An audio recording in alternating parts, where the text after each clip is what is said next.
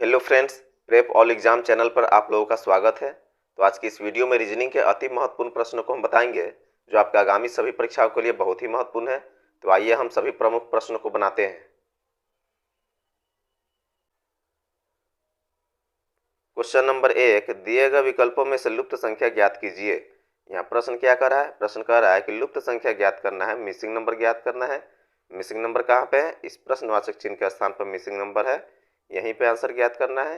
तो चलिए हम लोग इस प्रश्न को बनाते हैं। बहुत ही महत्वपूर्ण प्रश्न है। तो इसको बनाने के लिए देखेंगे कि बड़ी संख्या कहाँ कहाँ दिए हुए हैं। तो यहाँ 85 बड़ी संख्या है, यहाँ 145 बड़ी संख्या है। तो बड़ी संख्या जिधर की तरफ होती है उधर की तरफ इस प्रश्न को बनाया जाता है। इसका मतलब है कि ऊपर से नीचे की ओर इस प्रश्न को बनाना होगा। तो चलिए हम लोग इसको बनाते हैं। यहाँ क्या करेंगे, इस 6 का स्क्वायर कर देंगे और इस 7 का स्क्वायर कर देंगे। अब 6 का स्क्वायर कर देंगे तो कितना हो जाएगा जी? 6 का स्क्वायर कर देने के बाद 36 हो जाएगा और 7 का स्क्वायर कर देने के बाद 7 7 49 हो जाएगा। अब 36 और 49 को आपस में जोड़ देना है। तो यहाँ 9 6 कितना हो जाएगा जी? 15 हो जाएगा। 15 के 5 हासिल 1, 4 3 7 1 8 हो गया। कितना आया जी? 85 आ गया। देखिए यहाँ 85 दिए हुए। अब उसी प्रकार से हम लोग क्या कर देंगे जी? उसी प्रकार से इस 8 का स्क्वायर कर देंगे और 9 का भी स्क्वायर कर देंगे। चलिए इसको हम लोग यहाँ बना लेते हैं। 8 का स्क्वायर कितना हो जाएगा जी? 8 8 64 हो जाता है। और उसके बाद 9 का स्क्वायर कर देंगे, 9 गुणे 9 कर देंगे तो 9 9 81 हो जाएगा। इस 64 के नीचे 81 लिख करके दोनों को क्या कर देंगे जी? जोड़ देंगे। तो 4 और 1 कितना हो जाएगा जी? 5 हो जाएगा। और उसके बाद 8 6 14 हो जाता है, 145 आ गया। देखिए यही 145 जो यहाँ दिए हुए। उसी प्रकार से हम लोग क्या कर देंगे जी? इस 12 का भी स्क्वायर कर देंगे और इस 14 का भी स्क्वायर कर देंगे। तो 12 का स्क्वायर कर देने के बाद कितना होता है जी? 144 होता है। 12 में जब 12 से मल्टीप्लाई कीजिएगा तो कितना होता है? 144 होता है। और 14 का स्क्वायर कितना होता है? 14 इंटू 14 करेंगे तो 196 हो जाता है। तो यहाँ क्या कर देंगे? 196 नोट कर देते हैं। अब इस दोनों को जोड़ देते हैं तो 4 और 6 10 हो जाएगा। 10 के 0 हासिल 1, 9 4 13, 1 14 के 4 हो जाएगा हासिल 1, 1 1 2 1 3। कितना आया जी? 340 आया। यही 340 जो है इस प्रश्नवाचक चिन्ह के स्थान पर नोट होगा। यही 340 इसका आंसर है। तो चलिए हम लोग ऑप्शन में देखते हैं किस ऑप्शन में 340 दिए हुए हैं।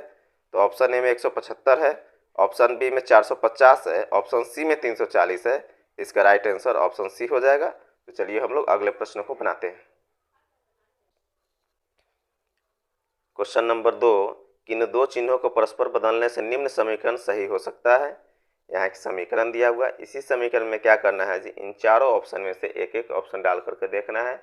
जो ऑप्शन डाल देने के बाद इस समीकरण के लेफ्ट साइड में 57 आ जाएगा। जिस प्रकार से राइट साइड में 57 दिए हुए हैं वही ऑप्शन इसका राइट आंसर हो जाएगा। तो चलिए हम लोग बनाते हैं। बहुत ही महत्वपूर्ण प्रश्न है। इसको बनाने से पूर्व क्या करना होगा जी? इस ऑप्शन के सिंबल को चेंज करना होगा। देखिए यहाँ प्रश्न में कह रहा है कि दोनों चिन्हों को परस्पर आपस में बदलना होगा। तो ऑप्शन ए में हम लोग पहले इसको देख लेते हैं कि यहाँ प्लस दिए हो तो उसको हम लोग क्या कर देंगे? डिवाइड के रूप में बदल देते हैं। और डिवाइड दिए हुए हैं उसको प्लस के रूप में बदल देते हैं। तो चलिए हम लोग समीकरण में देखते हैं कहाँ प्लस दिए होते हैं। यहाँ प्लस दिए होते हैं, हम लोग डिवाइड कर देते हैं। और जहाँ डिवाइड दिया रहेगा वहाँ हम लोग प्लस कर देंगे। तो यहाँ डिवाइड है तो यहाँ हम लोग प्लस कर देते हैं। अब हम लोग समीकरण यहाँ लिख लेते हैं। कितना हो जाएगा जी? 15 भागा हो जाएगा 3 गुने हो जाएगा 9 माइनस 4 प्लस हो जाएगा कितना जी? 16 बराबर 57। अब इसी समीकरण को हल करना है। तो इसको बनाने के लिए बोर्ड मास के नियम पर बनाना होता है, BODMAS। इसी नियम पर जो है इस प्रश्न को बनाना होगा।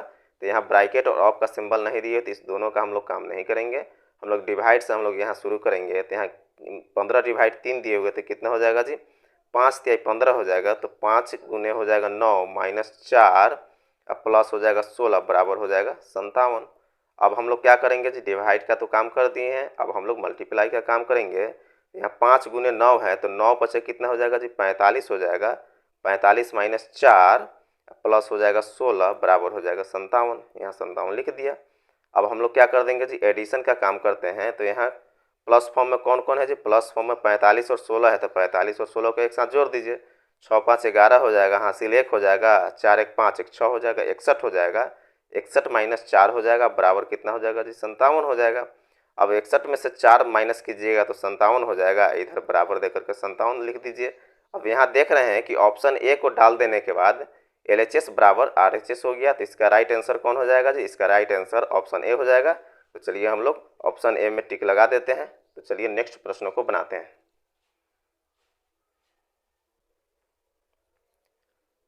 क्वेश्चन नंबर 3, कुछ समीकरण एक विशेष पद्धति के आधार पर हल किए गए हैं, उसी आधार पर अनुत्तरित समीकरण का सही उत्तर ज्ञात कीजिए। यदि 3/5 बराबर 5 है, 4/7 बराबर 8 है, 8/7 बराबर 6 है, तो 9/6 बराबर क्या होगा? तो चलिए इसको बनाते हैं। बहुत ही महत्वपूर्ण प्रश्न है। तो यहाँ प्रश्न में क्या दिए हुए जी? यहाँ दिए हुए है कि 3/5 बराबर 5 है। यहाँ भाग का सिंबल दिए हुए, तो जरूरी नहीं कि रीजनिंग में जहाँ जो सिंबल दिया हुआ रहता है उसी के अकॉर्डिंग प्रश्न को हल किया जाता है। इसके जगह पर हम लोग मल्टीप्लाई भी कर सकते हैं, माइनस भी कर सकते हैं, प्लस भी कर सकते हैं। तो चलिए हम लोग इसको बना करके देखते हैं। इसमें हम लोग क्या कर देते हैं, यहाँ जो है डिवाइड दिए हुए, यहाँ हम लोग मल्टीप्लाई कर देते हैं। अब मल्टीप्लाई कीजिएगा तो कितना हो जाएगा जी? 3×5 = 15 हो जाता है। कितना होता है जी? 3×5 = 15 हो जाता है। अब इस 15 में देखिए इकाई अंक कौन हो जाएगा जी? इकाई अंक 5 हो जाएगा, इसलिए यहाँ 5 दिए हुए हैं। फिर उसी प्रकार से यहाँ देखिए कि 4/7 दिए हुए थे, यहाँ भी हम लोग मल्टीप्लाई कर देते हैं। तो 7×4 कितना हो जाएगा जी? 7×4 28 हो जाएगा। अब इस 28 में देखिए इकाई अंक कौन है? इस इकाई अंक 8 है, इसलिए यहाँ 8 दिए हुए हैं। उसी प्रकार से हम लोग यहाँ क्या कर देंगे जी? 8/7 है, तो यहाँ भी हम लोग मल्टीप्लाई कर देते हैं। तो 7×8 कितना हो जाएगा जी? 7×8 56 हो जाता है। अब 56 में देखिए इकाई अंक कौन है? इस 56 में 6 इकाई अंक है, इसलिए यहाँ 6 दिए हुए हैं। उसी प्रकार से हम लोग क्या कर देंगे जी? इस यहाँ जो है 9/6 दिए हुए, इसको भी हम लोग मल्टीप्लाई कर देंगे। तो कितना हो जाएगा जी? 6×9 = 54 हो जाएगा। कितना हो जाएगा जी? 6×9 = 54 हो जाएगा। इस 54 में इकाई अंक क्या हो जाएगा जी? इस 54 में इकाई अंक 4 हो जाएगा। तो यही 4 जो है इसका राइट आंसर हो जाएगा। यही 4 इस प्रश्नवाचक चिन्ह के स्थान पर नोट होगा। तो चलिए हम लोग ऑप्शन में देखते हैं किस ऑप्शन में 4 दिए हुए हैं। तो ऑप्शन ए में 4 दिए हुए हैं, तो इसका राइट आंसर ऑप्शन ए हो जाएगा। तो चलिए हम लोग अगले प्रश्न को बनाते हैं। Question number 4। इस प्रश्न में 4 शब्द दिए गए हैं, जिनमें से 3 किसी प्रकार समान है एवं उसका एक समूह बनता है। दिए गए विकल्पों में से विषम शब्द चुनिए। यहाँ 4 ऑप्शन दिया हुआ है। इसी चारों ऑप्शन में देखना है कि कोई एक ऐसा ऑप्शन है जो सबसे अलग है। जो सबसे अलग होगा वही इसका राइट आंसर हो जाएगा। तो चलिए हम लोग देखते हैं ऑप्शन ए में क्या दिए हुए? मार्च दिए हुए हैं। अब यहाँ ज़्यादा कुछ नहीं करना है, यहाँ देखना है कि मार्च जो है कितने दिनों का महीना होता है। तो मार्च 31वां महीना होता है। मार्च में 31 दिन होते हैं। उसी प्रकार से ऑप्शन बी में देखिए, यहाँ अगस्त दिए हुए हैं, तो अगस्त कितने दिनों का महीना होता है? अगस्त भी 31 दिनों का महीना होता है। फिर यहाँ देखिए ऑप्शन सी में दिए हुए अप्रैल दिए हुए, अप्रैल कितने दिनों का महीना होता है? अप्रैल 30 दिनों का महीना होता है। फिर ऑप्शन डी में देखिए यहाँ दिसंबर दिए हुए, तो दिसंबर कितने दिनों का महीना होता है? दिसंबर 31 दिनों का महीना होता है। तो यहाँ हम लोग देख रहे हैं कि मार्च जो है 31 दिनों का महीना है, अगस्त भी 31 दिनों का महीना है और दिसंबर भी 31 दिनों का महीना है। लेकिन अप्रैल जो है, ये अप्रैल जो है 30 दिनों का महीना है। तो सबसे अलग तो यही हो रहा है। तो इसलिए इसका राइट आंसर ऑप्शन सी हो जाएगा, क्योंकि अप्रैल 30वां महीना है, 30 दिनों का है, लेकिन और सभी जो है 31 दिनों का महीना है, इसलिए सबसे अलग ऑप्शन सी हुआ। तो चलिए हम लोग अगले प्रश्नों को बनाते हैं। Question number 5। दिए गए विकल्पों में से वह विकल्प चुनिए जो अनुक्रम को पूरा करे। यहाँ एक सीरीज दिया हुआ है और लास्ट में यहाँ पर प्रश्नवाचक चिन्ह दिए हुए हैं। इसी प्रश्नवाचक चिन्ह का स्थान पर आंसर ज्ञात करना है। तो चलिए हम लोग इस प्रश्न को बनाते हैं। यहाँ ज़्यादा कुछ नहीं करना है। यहाँ QS दिए हुए है, उसके बाद R दिए हुए हैं। अब QS के बीच में देखना है कि कौन सा ऐसा लेटर है जो गायब है। तो Q के बाद R होता है, उसके बाद S होता है, मतलब बीच वाला लेटर जो है यहाँ R को लिखे हुए है यहाँ। अब उसी प्रकार से यहाँ देखिए KM दिए हुए हैं, KM के बीच में कौन सा लेटर गायब है जी? यहाँ जो है K के बाद L होता है, उसके बाद M होता है, इसलिए यहाँ जो है L यहाँ दिए हुए हैं, मतलब बीच वाला लेटर को जो है यहाँ दिए हुए हैं। उसी प्रकार से यहाँ WY दिए हुए हैं। अब इस WY के बीच में कौन सा लेटर गायब है जी? W और Y के बीच में X गायब है। W के बाद X होता है, उसके बाद Y होता है। तो हम लोग क्या कर देंगे जी? बीच वाला लेटर को इस प्रश्नवाचक चिन्ह के स्थान पर नोट कर देंगे। कौन सा लेटर होगा जी? W के बाद X होता है, तो इस X को यहाँ नोट कर देंगे। यही X जो है इसका राइट आंसर हो जाएगा। तो चलिए हम लोग ऑप्शन में देखते हैं किस ऑप्शन में X दिए हुए हैं। तो ऑप्शन ए में X दिए हुए हैं, तो इसका राइट आंसर ऑप्शन ए हो जाएगा। तो चलिए हम लोग अगले प्रश्न को बनाते हैं।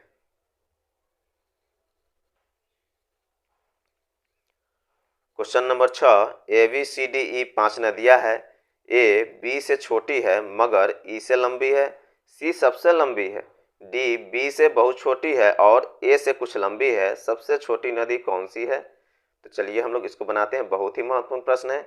यहाँ प्रश्न क्या कर रहा है कि A B से छोटी है मगर E से लंबी है। A जो है B से छोटी है।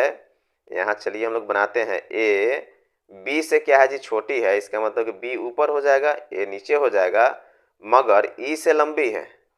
E से लंबी कौन हो जाएगा जी? E से लंबी A हो जाएगा। तो ई से लंबी है, इसका मतलब है कि ई जो है यहाँ नीचे नोट होगा, ए के नीचे ई हो जाएगा।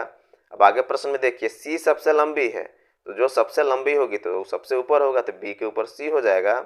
डी बी से छोटी है और ए से कुछ लंबी है, डी जो है इस बी से छोटी है और ए से लंबी है, तो क्या हो जाएगा जिस बी और ए के बीच में यहाँ जो है डी नोट होगा। अब आगे देखिए प्रश्न में सबसे छोटी नदी कौन सी है, इस कतार में जो है, इस कतार में जो सबसे नीचे होगा वही सबसे छोटी नदी होगा। इस कतार में सबसे नीचे ई है, तो यही ई जो है सबसे छोटी नदी है, इसलिए इसका राइट आंसर ई हो जाएगा। तो चलिए हम लोग ऑप्शन में देखते हैं किस ऑप्शन में ई दिए हुए हैं। तो ऑप्शन ए में बी है, ऑप्शन बी में डी है, ऑप्शन सी में ई है, तो इसका राइट आंसर ऑप्शन सी हो जाएगा। तो चलिए हम लोग नेक्स्ट प्रश्नों को बनाते हैं।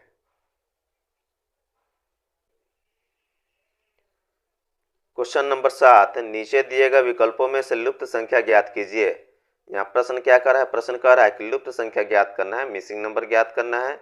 मिसिंग नंबर कहाँ पे है, इस प्रश्नवाचक चिन्ह के स्थान पर मिसिंग नंबर है, यहीं पे आंसर ज्ञात करना है। चलिए इसको बनाते हैं। यहाँ 16 दिए हुए हैं, उसके बाद 256 दिए हुए, फिर यहाँ 2 दिए हुए हैं। तो यहाँ हम लोग क्या कर देंगे जी, यहाँ हम लोग देख रहे हैं कि 16 का स्क्वायर 256 होता है। अगर 16 का हम लोग स्क्वायर कर देते हैं, 16 इंटू 16 कर देते हैं, तो क्या हो जाएगा जी, 16 इंटू 16 कर देने के बाद 256 हो जाता है, इसलिए यहाँ 256 दिए हुए। उसी प्रकार से हम लोग क्या कर देंगे जी, इस 2 का भी स्क्वायर कर देंगे, तो 2 गुने 2 कितना होता है जी, 2 गुने 2 4 होता है। यही 4 जो है इस प्रश्नवाचक चिन्ह के स्थान पर नोट होगा, यही 4 इसका राइट आंसर भी हो जाएगा। तो चलिए हम लोग ऑप्शन में देखते हैं किस ऑप्शन में 4 दिए हुए, तो ऑप्शन बी में 4 दिए हुए हैं, तो इसका राइट आंसर ऑप्शन बी हो जाएगा। तो चलिए हम लोग अगले प्रश्न को बनाते हैं।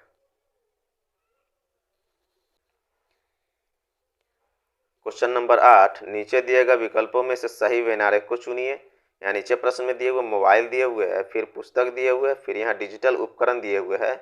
इसी तीनों के बीच में देखना है कि तीनों जो है आपस में किस प्रकार से संबंधित है, उसको वेन आरेख द्वारा दर्शाना है। तो यहाँ मोबाइल दिए हुए हैं, यहाँ पुस्तक है, उसके बाद डिजिटल उपकरण है। तो ये मोबाइल जो है डिजिटल उपकरण के अंतर्गत आ जाएगा, मतलब डिजिटल उपकरण मोबाइल हो सकते हैं, लेकिन यहाँ जब पुस्तक जो है डिजिटल उपकरण नहीं हो सकते हैं। तो यहाँ डिजिटल उपकरण का हम लोग एक सर्कल बनाएंगे, इसी के अंतर्गत कौन आ जाएगा जी, मोबाइल आ जाएगा। लेकिन पुस्तक जो है डिजिटल उपकरण नहीं है, तो पुस्तक का अलग सर्कल बनेगा। तो यहाँ जो है इस प्रकार का वेन आर्क जो है बन रहा है। तो चलिए हम लोग देखते हैं इस प्रकार का वेन आर्क किस ऑप्शन में दिख रहा है। तो इस प्रकार का वेन आर्क जो है ऑप्शन डी में दिख रहा है, तो इसका राइट आंसर ऑप्शन डी हो जाएगा। तो चलिए हम लोग अगले प्रश्न को बनाते हैं। क्वेश्चन नंबर 9, नीचे दिए गए विकल्पों में से लुप्त संख्या ज्ञात कीजिए। यहाँ प्रश्न क्या कर रहा है, प्रश्न कर रहा है कि लुप्त संख्या ज्ञात करना है, मिसिंग नंबर ज्ञात करना है। लुप्त संख्या कहाँ पे है जी, इस प्रश्नवाचक चिन्ह के स्थान पर लुप्त संख्या है, यहीं पे आंसर ज्ञात करना है। तो इसका मतलब है कि 26 को, इस 13 को, इस 6 को, इस 3 को, इन सभी संख्याओं को कुछ करके जो है इस प्रश्नवाचक चिन्ह के स्थान पर आंसर लाना होगा। तो चलिए हम लोग इसको बनाते हैं। फर्स्ट फिगर में यहाँ देख रहे हैं कि 12 दिए हुए हैं, फिर यहाँ 15 दिए हुए हैं, फिर यहाँ 4 दिए हुए हैं, फिर यहाँ 5 दिए हुए हैं। इसको हम लोग क्या करेंगे कि यहाँ 60 आ जाएगा बीच वाला संख्या। अगर 12 में हम लोग 5 से मल्टीप्लाई कर देते हैं, 12 गुने अगर 5 कर देते हैं तो 12 पचे 60 हो जाएगा। अब उसी तरह से 4 में अगर 15 से मल्टीप्लाई कर देते हैं, या 15 में 4 से मल्टीप्लाई कर देते हैं, तो 15 चौके 60 हो जा रहा है। मतलब यहाँ सामने वाले संख्या से सामने वाले संख्या को मल्टीप्लाई कर देने के बाद क्या हो जा रहा है जी, बीच वाला संख्या 60 आ जा रहा है। अब उसी प्रकार से हम लोग देखेंगे कि यहाँ जो है ये सामने वाला संख्या को सामने वाला से हम लोग मल्टीप्लाई कर देते हैं, 6 गुने 7 कर देते हैं, तो 7 छक 42 हो जा रहा है। अब उसी प्रकार से इस 3 और 14 को भी आपस में मल्टीप्लाई कर देने के बाद 42 आना चाहिए। 3 गुने अगर 14 कर दे रहे हैं तो 14 तिया 42 हो जा रहा है। मतलब यहाँ भी जो है सामने वाला संख्या को सामने वाला संख्या से मल्टीप्लाई कर देने के बाद क्या है जी, 42 आ जा रहा है। अब उसी प्रकार से हम लोग क्या करेंगे जी, यहाँ 6 और 13 को आपस में मल्टीप्लाई कर देंगे, क्योंकि 6 और 13 सामने सामने यहाँ संख्या है। तो 6 गुने अगर 13 कर दे रहे हैं तो 13 छक 78 हो रहा है। अब यहाँ 26 और 3 में भी मल्टीप्लाई कर देने के बाद कितना आना चाहिए जी, 78 आना चाहिए। तो चलिए हम लोग क्या करते हैं जी, 26 गुने 3 कर देते हैं, तो 26 तिया कितना होता है जी, 78 होता है। मतलब दोनों संख्याओं को सामने वाले संख्याओं को मल्टीप्लाई किया तो कितना आया जी, 78 आया। इसलिए इसका राइट आंसर 78 हो जाएगा। तो यही 78 जो है इस प्रश्नवाचक चिन्ह के स्थान पर नोट होगा। तो किस ऑप्शन में 78 दिए हुए, तो ऑप्शन सी में 78 दिए हुए, तो इसका राइट आंसर ऑप्शन सी हो जाएगा। तो चलिए हम लोग नेक्स्ट प्रश्नों को बनाते हैं।